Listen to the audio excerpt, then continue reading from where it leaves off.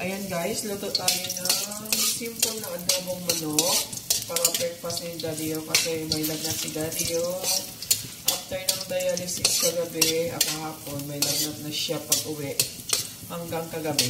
Inuna ko yung luya guys para yung amoy talaga kasi alam niyo naman pag chicken talagang malansa. So para maamoy talagang luya, inuna ko na. And then, ang ating garlic. Bango talaga ng luya.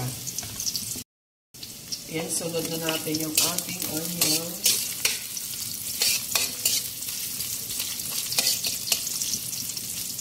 Yan. Ayan, nangangamoy na sila guys. Lalo na yung ating ginger. Maamoy talaga. Tapos lagay na natin yung ating chicken.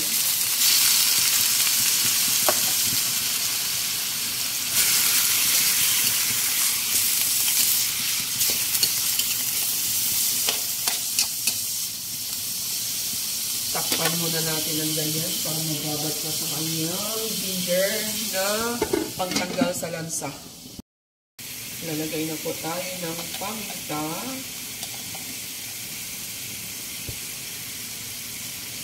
Yung paminta ko guys, white pepper at saka black pinalo ko.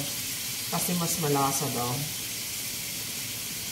Siyempre, konting salt kasi maglalagay pa tayo ng soy sauce. Maglalagay pa tayo ng chicken cubes para more lasa. Maglalagay pa tayo ng oyster sauce.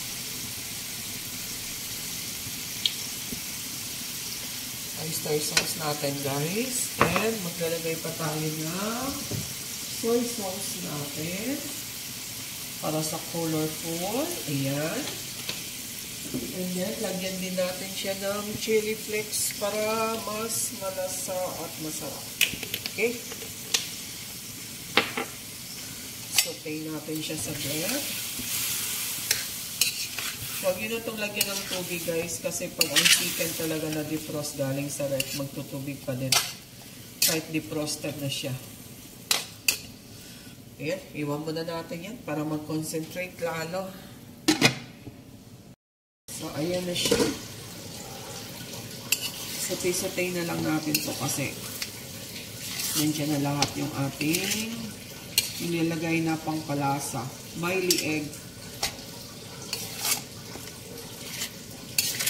Pag may oyster sauce talaga guys, creamy yung sauce. Okay, more babad muna yan.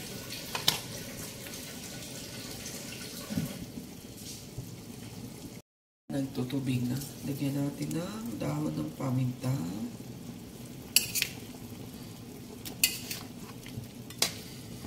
Nagtutubig na yung chicken natin guys kahit na-defrost yan kasi galing sa ref. So, patuyuin na lang natin yan. Sabay, maluluto na po siya. Then, ready ng breakfast ni Daddy. Na may slag na. Ayan na yung adobo guys. Ready na. Ito, ayan sticky talaga siya. Pag may oyster sauce yung adobo niya. Ayan. Huwag na natin patuyuin ito kasi sayang pa yung sabaw niya. This is it. Tama na to. At pakakainin ko na si Daddy yung gigisingin na. Ayan guys, ready na ang breakfast ni Daddy Ayan, ewan ko kung maubos niyang rice. Ang palaya, tira namin yan kagabi. And then, nagbihon din ako. Tira yan kagabi. Coffee siya kasi coffee lang pwede sa kanya. Bawal siya ng milk. Pero, ang coffee bawal din pero pwede ng kalahati. Ang milk talaga bawal. Ito yung niloto kong adobo. So, parang nasa karinderya lang si Daddy. Mahal, halika na! Breakfast na! Mahal! Alina, alina. Masarap yung breakfast mo? Champion. Champion. So, ayan na si Daddy Nagka-fever kagabi. Ngayon, champion daw yung adobo ko. So, magaling ka na. Wala nang fever. May fever pa din. Si Chichay, laway na laway sa'yo. Wala. Wala. Mamaya after kay daddy ha. Sarap. Sarap?